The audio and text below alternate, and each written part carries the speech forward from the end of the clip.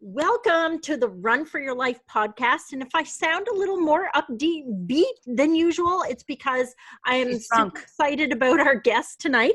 But before we get into that, you know that I'm the friendly Canadian, Shannon Liliev, and my co-host is your friendly American, Melissa Kahn. Not so friendly American. Not very. Sometimes she's friendly, sometimes she's not. Depends on the day. But I just wanted to give a shout out to Know Me, Know You Athleisure. I ran a 15K yesterday, and I was channeling the power of the eagle because I was wearing their beautiful eagle pants. Check them out at nomidesigns.ca and use the code Run for Your Life to save 10%. So Melissa, take it. Hello. Thank you for the welcome. And Shannon, welcome to our podcast. You are the most beautiful co-host in the history of co-hosts. And I actually also am the proud owner of these Know Me, Know You pants. And I actually call them every day. I call them something different. I say, know us, know each other, know that guy down the street. And I wear these pants. And I mean, I've had 4 children and I've lost 110 pounds. My ass is really not in a good spot, but these pants make it seem like I could be socially acceptable at Target, not even Walmart. So these are the most amazing pants for anybody, men, women, you name it. So go grab a pair, use the code Run for Your Life, get your 10% off, be happy. I want to introduce today's guest. He is pretty much world famous. Dean Karnazes is he's a speaker, he's an author, he's an athlete, he's an entrepreneur. I'm reading that right off his website, but he has done 42,655 amazing things. He's been featured on The Late Show, CBS, CNN, ESPN. Is there anything you haven't done, Dean? Like, can you make I held back my laughter successfully, and when you gave your introduction about yourself, that was hilarious. Yeah. I mean, can you make like a taco casserole? This is what I want to know. You can do all that running. Can you cook a mean taco? Actually, I can cook. A couple things I cannot do is I cannot sing, and even worse, I cannot dance. Oh. Do not get anywhere close to me on a dance floor, or you risk bodily harm. I love it. Good to know. Okay. Well, when I invite you to my wedding, you just can't dance anywhere near me, so we'll just be all right. Okay. I'll clear the floor for you. Yeah. There you go. Let's just talk a little bit about, I mean, everybody in the world kind of knows who you are, knows what you've done. How did you get there? Yeah, I mean, you started out, let's just start a little bit from the beginning and talk about how did you become this man, this myth, this legend? I mean, you've done these most amazing, you did the race in the South Pole, you did 200-mile relay races. Like, how did you get from childhood to this amazing runner? What was that process like? Well, you're right. It started in childhood. I started running home from kindergarten when I was a little boy. Really? My mom, thankfully it was Southern California. It was a different era, and my parents are kind of hippies, so they just let me run home from kindergarten, and I found that I loved it. I couldn't sit still in class. What young boy can sit still in class? I mean, we're told sit still and pay attention, and all I wanted to do is go run wild and not pay attention. So as soon as the bell rang, I was out the door, and I loved to run. I ran competitively through my freshman year of high school. And then I became too cool for running. Running was boring. Yeah, Really? So I quit running altogether. Yeah, I completely quit. And then the night of my 30th birthday, I was in a bar in San Francisco. And we know what people do on their 30th birthday, right? You get sloshed. And I was in there drinking with my buddies. And at midnight, I told them, you know what, guys, I'm leaving. And they said, what do you mean you're leaving? The night is young. Let's have another round of tequila, to celebrate your 30th birthday. And I said, no, instead of celebrating with another round of tequila, I'm going to celebrate by running 30 miles right now. That's cray-cray. And they looked at me and that's what they said. They said, that's crazy. You're not a runner. You're drunk. And I said, I am drunk and I'm still going to do it. And that I walked out the door of that bar and started running south. I knew if I got to Half Moon Bay, that was 30 miles south of San Francisco. And that's where I set my sights, ran straight through the night. Really? It wasn't pretty. I mean, there was some blistering and some chafing where the sun don't shine, but I made it 30 miles and said from that day forward, you know what, I'm going to become a runner. I hate being in the corporate world. I don't like being a business guy. I don't So you care were about a the business money. guy. I was, yeah, I had a very successful job in San Francisco. You know, I had a business degree, I had a graduate degree, a business degree. I had a cush corporate job. I had, a fat paycheck, stock options, a company car, A fat ass. 401k matching. Yeah, all the kind of perks, that just hook you. I had all those things, and none of it was I was so comfortable. I was miserable. Yeah, I And hear that that a lot. night, I sought out that kind of struggle and that pain and doing something that was hard to do, which I hadn't done since I stopped running. Wow. And then you just, like Forrest Gump, you just kept going.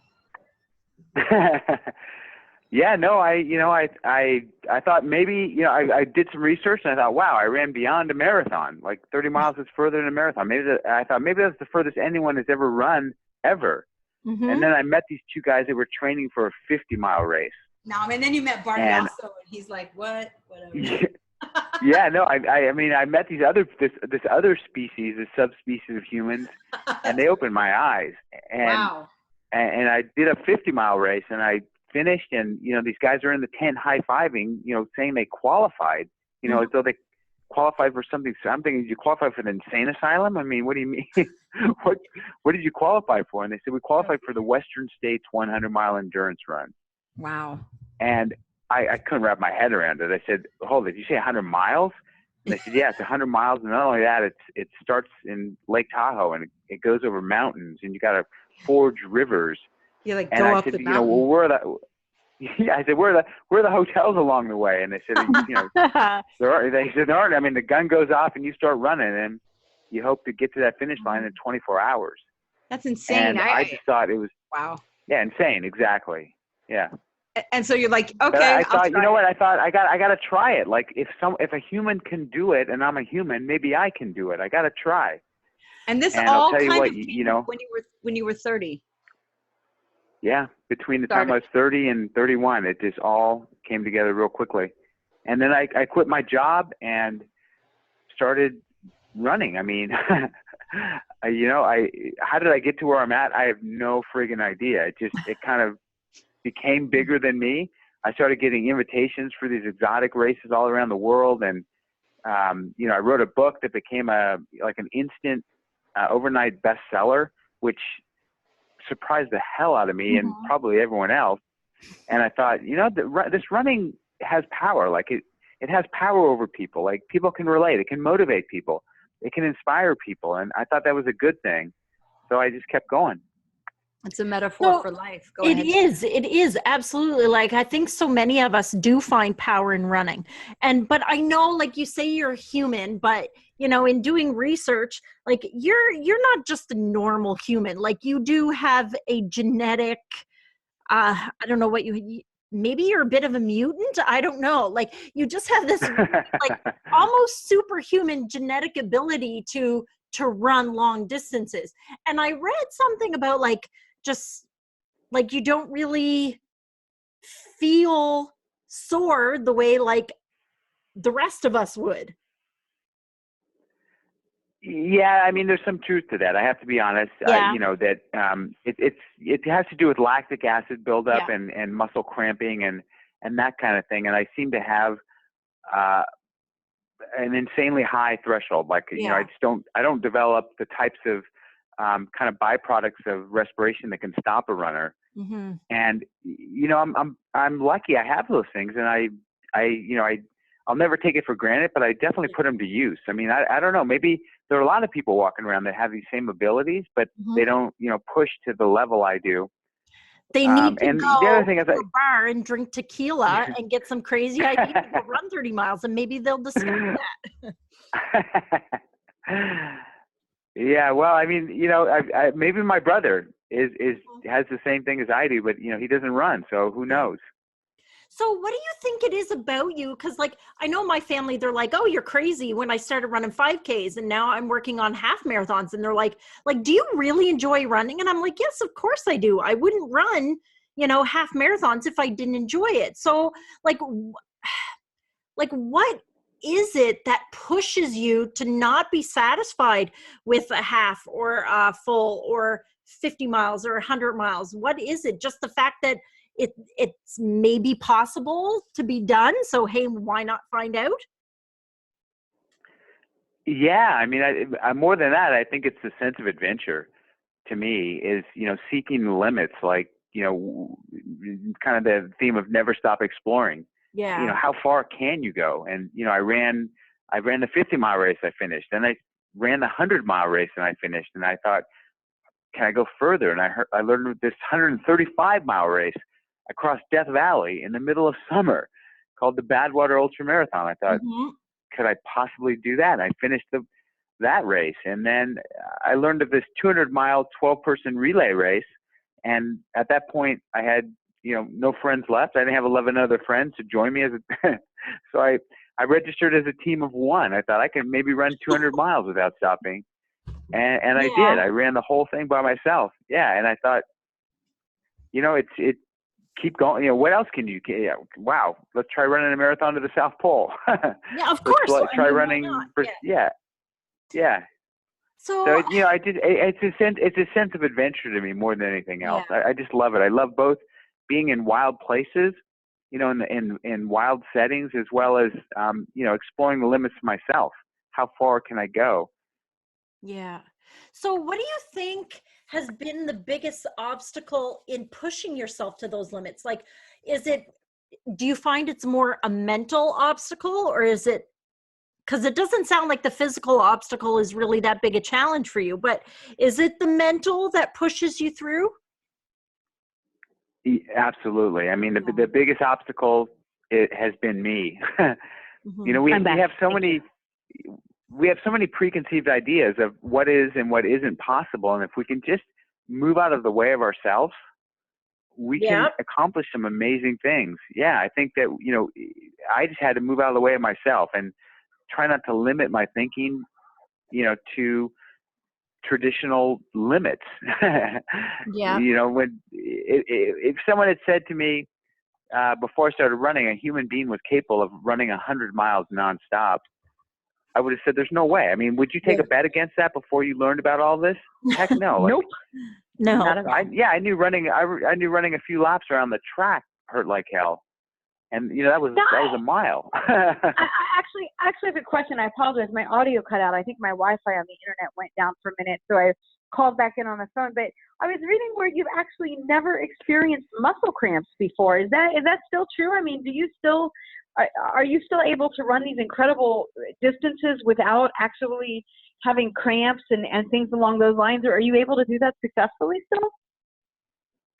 Yeah, I don't get muscle cramps, and in 2.5 decades of running these ultra marathons, I've never once sustained an injury.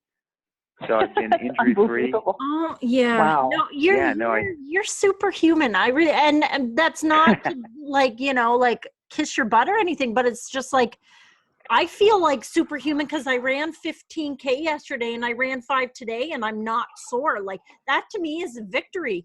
But it's just like it does blow my mind, but it makes me wonder, like, when you're putting in all this time in running, even just your races take time, like, how has that impacted the relationships with family and friends? Because I know for myself, when I was married, like, my runs were a real bone of contention between me and my ex-husband, because he felt it was time I was away from the family. So selfish. Yeah. So how do you communicate to your family and friends that, this is sort of who I am and what I do, and how do you find that balance? That is a really good question. And, we all know this. Running is very polarizing. When one partner starts to run, it does one of two things. It either destroys relationships or it brings people closer together. Definitely. And with my running, it brought my family closer together. That's awesome. I love that. Yeah. I mean, my family still comes first, without a doubt. And that, that's got to be genuine. Mm-hmm. That's just how I feel. Like, kids are quick at seeing through hypocrisy. Yeah. If you say you love them and they come first, and then, you go running when they're having their important soccer game or something like that, it's disingenuine. I mean, so you really have to you really have to show your love. And to me, that meant making sacrifices. I mean, getting up at 3 or 4 in the morning and running before the kids got up. Mm-hmm. You know, just being there for them. And then as well, another thing I did is I invited them to travel with me. I mean, they've been all around the world with me. So it's been a lot of fun. And when we travel together, it's not about me, you know, even though it is about me, you know, we're going for Dad to do a race and, you know, do some appearances and this, that. We schedule so much fun time. And I really encourage that for anyone who takes their family, like to a marathon, stay in a nice place. I mean, this is the one time you can splurge a little. Stay in a nice place, eat at nice places, treat them, make it fun for them. So next time, you know, you want to take them a marathon, they're not saying, you know, we got to go with Mom or Dad again. Here we go again. They're saying, oh yeah, cool. Where are we going? Yeah. Yeah. Like we got to go stand in the rain and wait for Dad to hit mile 29. Oh my God. Now, you know, it's really true though. I mean, now how old are your children? Well, they're old now. Okay. Let's see, people. Well, they're both beyond the teenage years. Okay. And, you know, people sometimes say to me, "What's been your toughest?" They ask me, "What's been your toughest ultra marathon?" And I always say, you know, raising a teenage daughter. Oh, Dean, you're speaking straight. I have 4 teenagers, and I'm drunk right now. I'm kidding. No, I know. I have 4 teenagers, 2 boys, 2 girls, and there are days where I look at them and I'm like, do you even speak the same English that I look at them and I'm like, there's a laundry basket right in front of you, but yet your clothing is next to it. Please help me understand this. I do want to ask you a question though. We were talking about, you know, just all of your running and how you sustain it without injury. I have 2 questions. The first one is regarding your nutrition, and I know that there's a part on your website for diet and nutrition, but I want to ask people who maybe haven't been to your website about that, and that's going to lead me in to my second question, which Shannon absolutely loves. But let's first talk about how do you fuel your body for maximum performance? What, you know, everybody swears by, you know, like, oh, I eat a pine cone before every 4th mile, or, you know, like I eat my shoelaces at mile 12. What's your secret? Like how do you fuel your runs to keep your body going like the well-oiled machine that it's become for you? Well, I put good fuel in the system. I mean, my normal day-to-day diet is really good. It never used to be that way. I used to be somewhat addicted to junk food, I have to be honest. But now everything I eat is, you know, I had a mentor, his name was Jack LaLanne. He said, if man makes it, don't eat it. And if it tastes good, spit it out.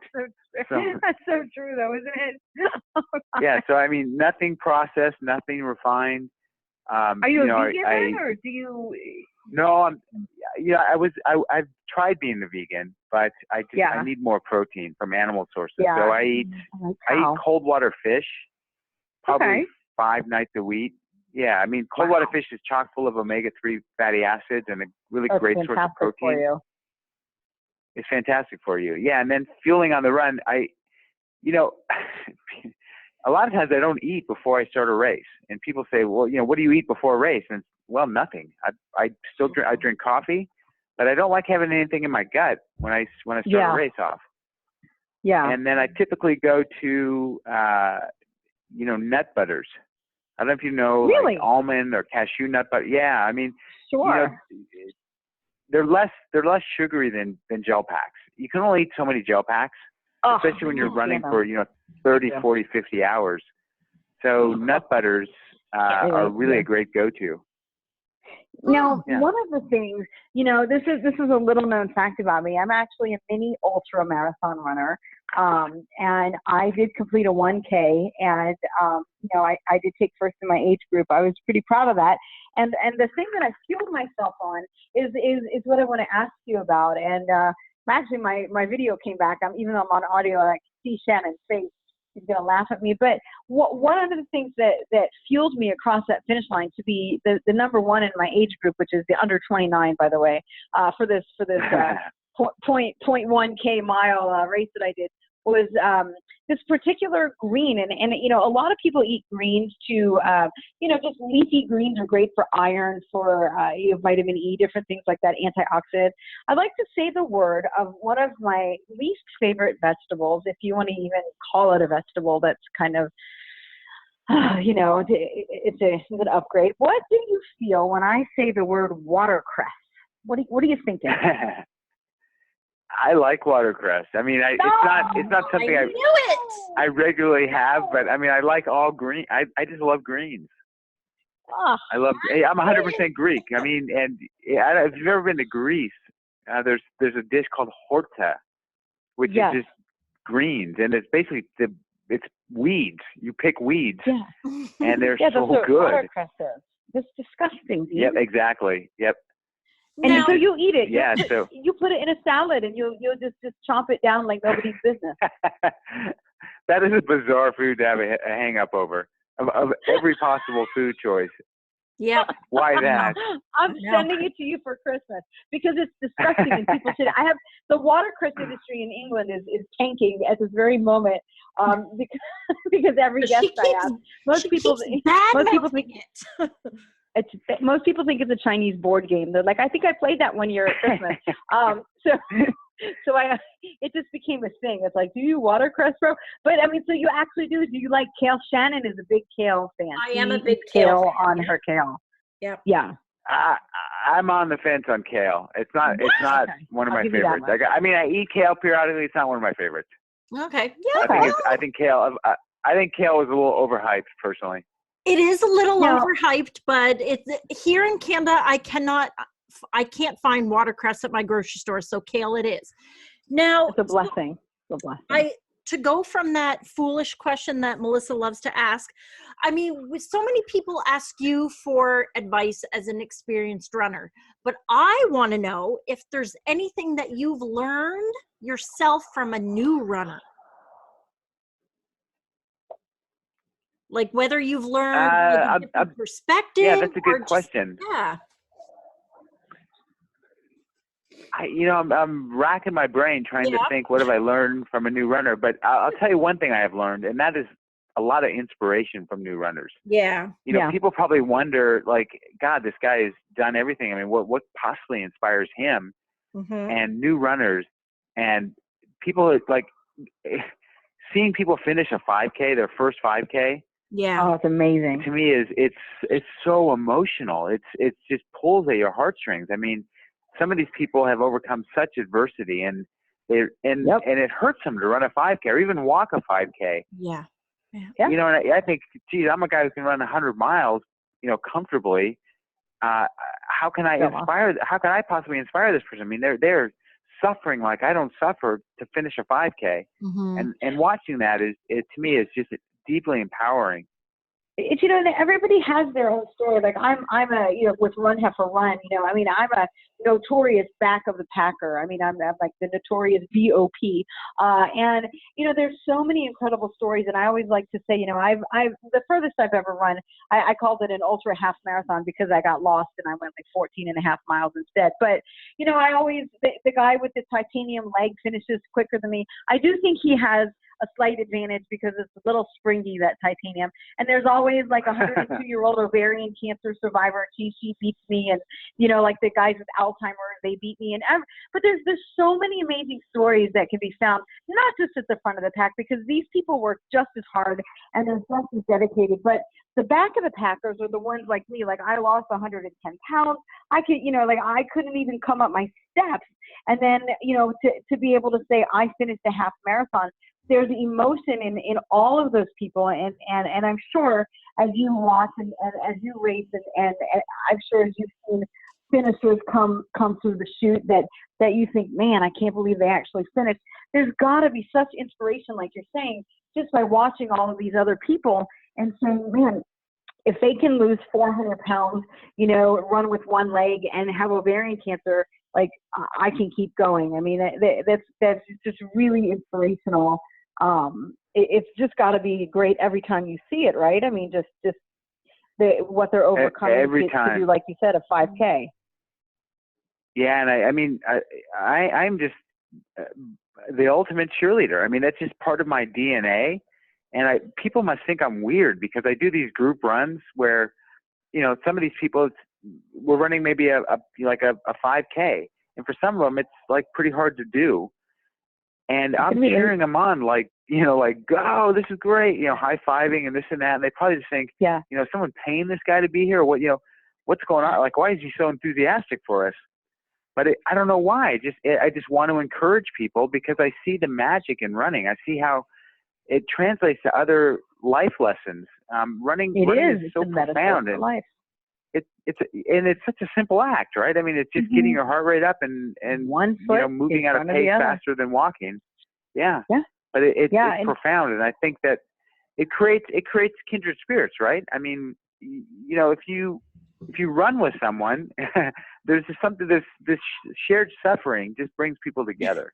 That shared suffering, absolutely. I think that's what it comes down to. Is just you suffer together, and you're forever interwoven. Like you've been through something together. Like you said, running can destroy relationships, but it can also make them stronger. And I find the connection that I have with other runners, it's just like, because we understand what each other has been through. It's unspoken. I mean, I did this triathlon in the Himalayan mountains last year, and I brought Debbie with me. She's on Twitter, Debbie 5280. I think everybody should follow her. She's amazing. And Debbie was great because we did this triathlon together, and she said, I'm a strong swimmer, but I just don't know about this. She was the second woman out of the water, and I just thought, oh, screw you. She did such an amazing job, and there was such a camaraderie that we shared doing this triathlon together, because everything, like as we were laying out our kit the night before and dialing in our nutrition, and she's eating Snickers and I'm eating Ritz, and we're eating this and that, and we're trying to not get sick on the food. And there was such a common bond and a common shared experience that, look, we're here to do a job. We're here to get it done, however you do it and however I do, but we're going to support each other. And when she came down that finish chute, oh my God, the screaming and just the run, heifer, run. And, the whole people from Nepal who don't even speak English were screaming it at her. And it was the most amazing thing to watch her finish this race that she didn't know that she could finish. I mean, she's like, I really don't think I could do it. And that shared bond of, oh my God, look what we just accomplished. It sets you apart from other people, but it also gives you those lifelong friendships, right? That you create based on running. That it's something that nobody else really understands except another runner. You said it perfectly. You said it absolutely perfectly. Yeah, I mean, that's very rare for Melissa to say, to do, but.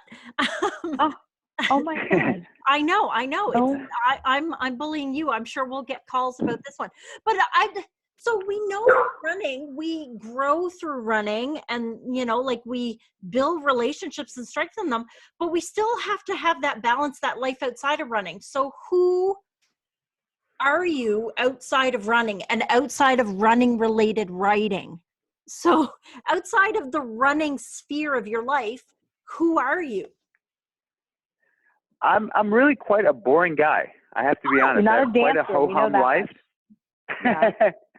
But that's a curious question you ask, because I'm a father, I'm a husband, I'm a son, and I'm a runner.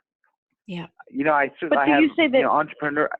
I have certain entrepreneurial interests. I have a couple of businesses I participate in. I do a lot of charitable stuff, so I support a lot of running causes. I was on the national board of Girls on the Run. I don't know if you know about Girls on the Run, but a great organization. Absolutely. But everything I do kind of revolves around running. Really. And so you really you don't go out and do salsa lessons with your wife every Tuesday night or anything. It's just. I told you at the start of this interview about my dancing. That's what I'm saying. You need the lessons. I'm just learning. Sure, her shins would be black and blue if we did salsa. It's it is interesting because we asked this question when we were talking with Bart Yasso, and he does bird rescue, and he has this amazing interest, and you look at him and everybody wants to talk about Runner's World and like the naked race he did or whatever, and he's like, okay, could we not, so it's interesting when you ask people who are you outside of running? Do you then identify yourself when somebody says, who is Dean? Do you say Dean is a runner, or do you start with, well, I'm a dad, I'm a husband, I'm a guy, I run, Or do you say, I'm a runner, but I'm also a dad, a guy, a non-dancer? Like, how do you define yourself? Does running define you?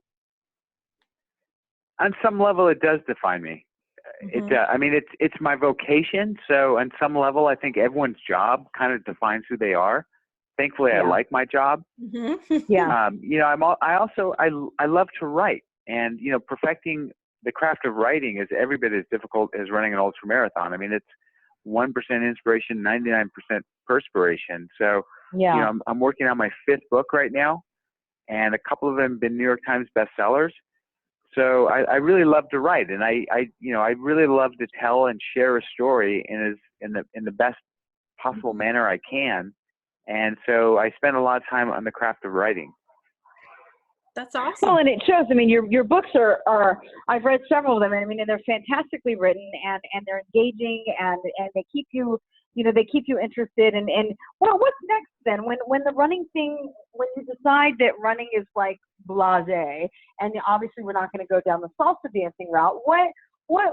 What do you think will be next for Dean? What do you think is gonna pique your interest and say, you know what, I might try mountain climbing? Or do you think it's going to be something physical, or do you think that you're going to kind of give your body a little bit of a break and do something different?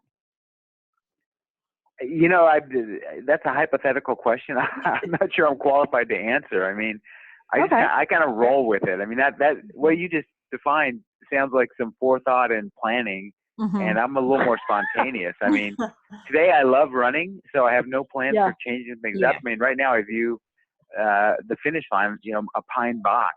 That's when I stop running, you know. If I wake up tomorrow morning and I no longer dig running, I'll stop running. Hopefully it'd be a shift to something else.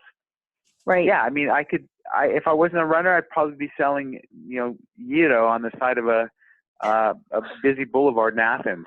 And that's cool, you know, too. Yeah. That's awesome. But I mean, that's great though, because you have diverse interests, and you're not afraid to just say, this is what I like to do, this is who I am, and that's great, because so many people are trying to conform into what society expects them to be. Sit in this box and do this job, sit in this box and do this job. And that's oftentimes what we talk about on our podcast in terms of, you know, running for your life and just being the best you that you can be. So you're giving back to the world by being your genuine, authentic self. You're out there, you're inspiring people.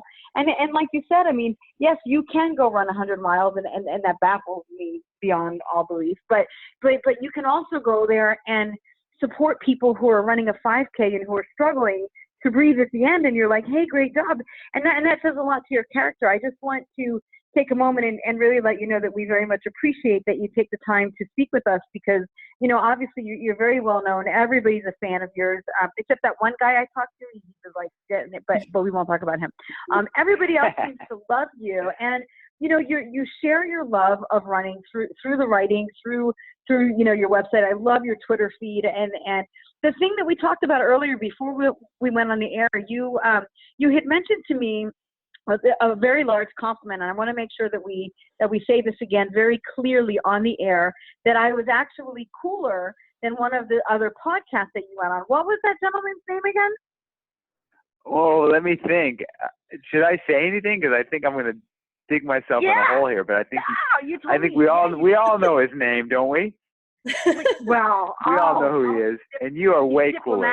You are way cooler. I am way cooler. His initials, his name rhymes with Bot Bicky, but I love Scott Rickey. He's great, but you did say I was cooler, and I'm going to put that on my resume. You know, it has been such a pleasure to talk to you, even though you're in the watercress camp. I'm going to let that one go. Yeah, we love our greens. We love our greens. You know, is there anything that you'd like to leave our listeners with in terms of, if you could give one piece? I know this is probably the most asked question of all to you, but if you could give our listeners, somebody who weighs 400 pounds who says, screw it, I give up, I just don't have a reason, I've got no reason to start, what do you tell them? What can you say to them to just give them one little tidbit of something? Sign up. Go on the internet, find a 5K that you're going to walk that's 6 or 9 months ahead, and hit enter. Commit. Okay. Once you You'll commit, everything changes. You once you know you have a goal, when you come home and you feel like sitting on the couch and having pizza and drinking beer, you know that deadline's ticking, and you better get out the door and do your training walk today. So commit and tell everyone your commitment. Brag about it. Yeah, that's true. So that you're really on the hook. Yeah. Make yourself accountable to yourself. Yeah. I mean, it is. I so admire anyone who does what I just said, because I know it's so hard setting out. Hard. And that is the first step. That's why people fail. Is it takes a month before you can even run a mile. And to me, like, run a mile. Come on. It's like so hard for the average person to run a continuous mile. So it will be hard. There'll be nothing easy about what you're doing, but it'll change your life. Isn't that the truth, though? Yep. And that's how Shannon and I met. We met online through our love of running, and obviously we met you. And again, I just want to take the time and say thank you for joining us. And we're gonna obviously we'll shout out to you on social media when your stuff goes up, and we'll let people know how to find you and order your books. And what a pleasure to talk with somebody that's just so down to earth. And just humble. We really appreciate that you took the time to spend some time with us this evening, and I really truly thank you. Thank you for sharing your life with us and for inspiring others. No, I appreciate you having me on, and the only thing that could top this is if the three of us get to go running together, and I hope that happens someday too. I'd be the one in the back. As long as you go slow for me. As long as you go slow. No, you both need to come up to Nova Scotia. It's beautiful here.